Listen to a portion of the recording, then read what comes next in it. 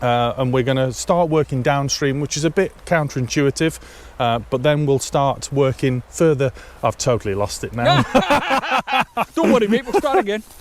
Well, as you can see, YouTube doesn't always go particularly well. So I thought it would be good fun to have a little look at last year's fishing season. It didn't start particularly well, but I got to spend some time with some great anglers. So let's have a wee look. But I could really do with bumping into some local anglers that might be able to give me a steer to the good marks on the river. So I'm really looking forward to the day. I'm probably going to set up 2 rods. One will be a double nymph rod and the other will be a dry fly rod. Oh, hello. I can fish. Sorry? I can fish.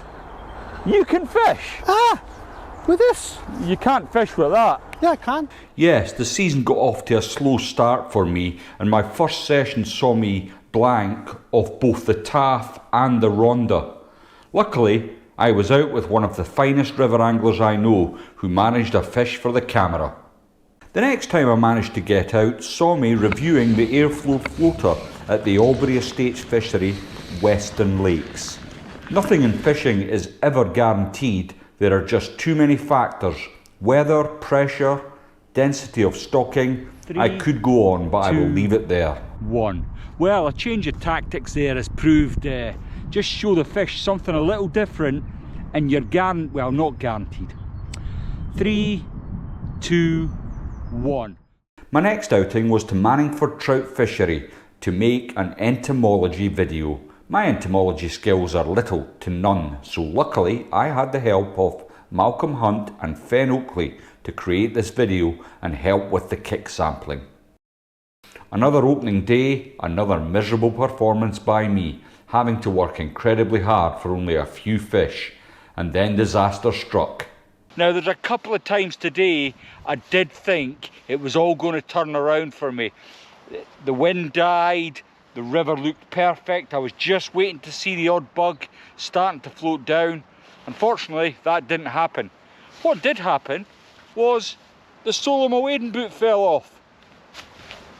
So, lying in my bed last night, I'm thinking it's going to be fabulous, and reality's just not measured up to them dreams. But hey, I guess that's why we keep coming. We can still but dream.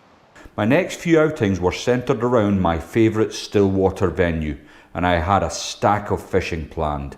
I visited Rutland on opening day, and after being in the wrong place for the bulk of the day, buddy. I consider myself lucky getting into a good brace of brown trout. I was later pointed in the right direction by Al Owen, where the fishing was a little like shelling peas. Next was the hotly contested Kit Kat Cup, and this year, despite some pretty horrendous weather, Jock took the cup back to Scotland. I will be visiting the homeland later this year to try and win it back. Well, that's the Kit Kat Cup over and done with for another year, and as you can see from Jock's big smile, he's now the reigning champion. Here you go, pal. Well done.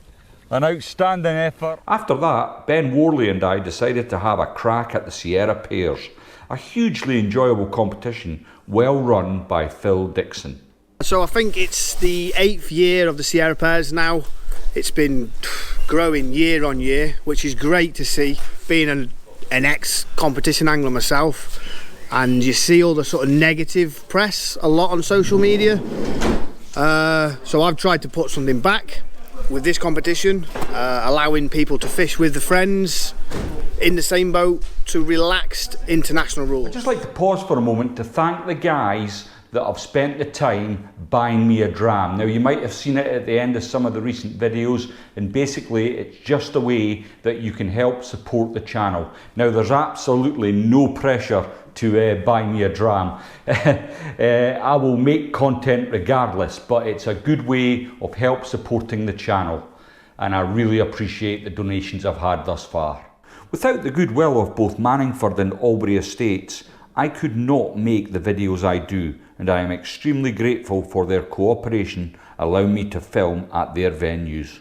I am an out-and-out trout and grayling angler. I don't much care about the size, only that I am out trying to catch them. So it is always nice to try my hand at something different. It started really well. Accompanied by Tom Finney, we had an amazing few hours on Rutland water, and I caught my personal best pike. Next, we moved on to carp on the fly, which in the baking heat of the summer nearly killed me off. But once again, with Tom's knowledge, we hit the mark and another PB for me. Was it going to be the full house this year, or would the Zander once again get the better of me?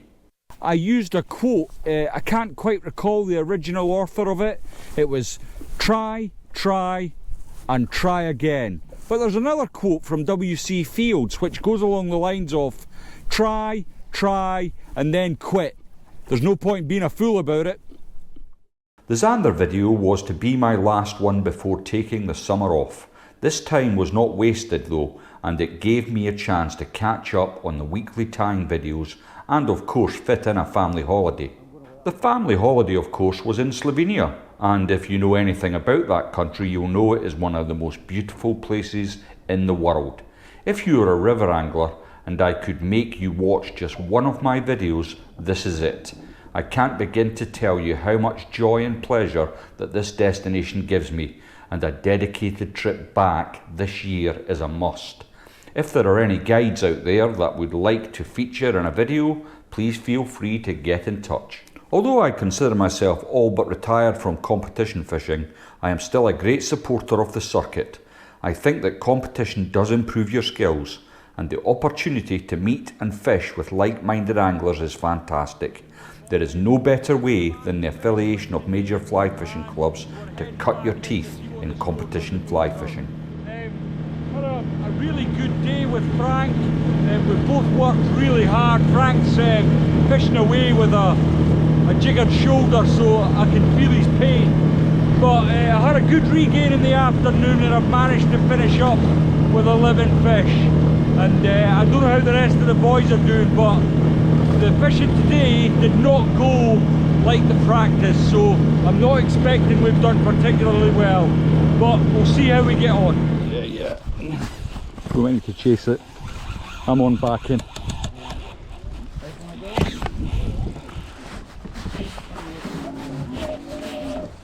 This trip was only possible through the hard work of my pal Ian Pinder. I am not a salmon angler, but the opportunity for this trip of a lifetime was too good to pass up. Ian did all the donkey work, sorting out accommodation, car hire, and even organised a day on a drift boat that I will never forget. If you are interested, I made a series of videos on the trip, which I will link in the description. Cheers, buddy.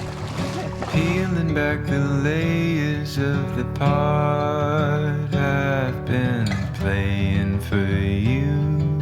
By the time we returned from the States, it was time to start on the grayling, and there is nowhere quite like the River Test on the Broadlands estate. It is billed as a competition, but this is more like a gathering of friends, and it is amongst the highlights of my fishing year. Switch your camera on, mate. Fucking kills conversation. For fuck's sake. Try to get some of the ambience, boys. Don't just dry up. Fucking hell. You'd think I just pissed on the table. The Broadlands competition sets me up nicely for the Welsh D, the Hanac International Grayling Festival, another superbly run event that just seems to get better and better each year.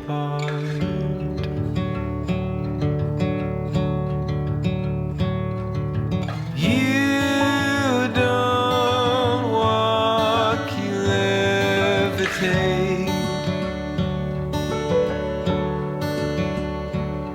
Making YouTube videos does not always go to plan, but it can be great fun.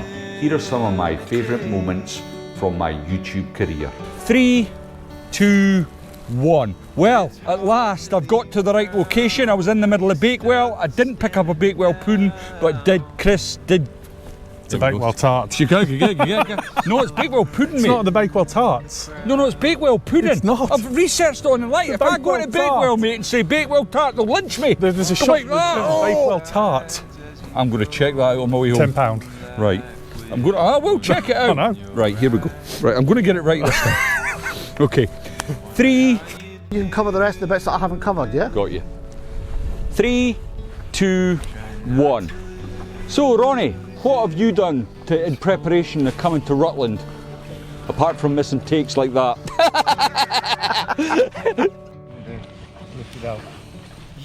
Yeah, just above the net, mate. So put your net towards the water and just lift it up above the net rim.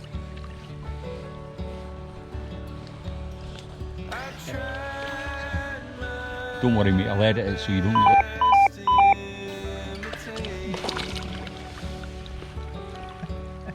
No. Well, I hope this video's been of some use. If you're one of these people that like to go out and anchor up, there's nothing wrong with that, but you are creating much more opportunity by fishing from a drifting boat. You're covering more water and it's going to give you more chances at catching fish. Not necessarily. Not you're anchored over a big shoal of fish. Did you switch that mic off? I just thought you needed a little bit. Remember, regardless, lock style or anchor, always stay safe, make sure you've got a life jacket on, and most of all, enjoy your fishing. I'll see you all next time.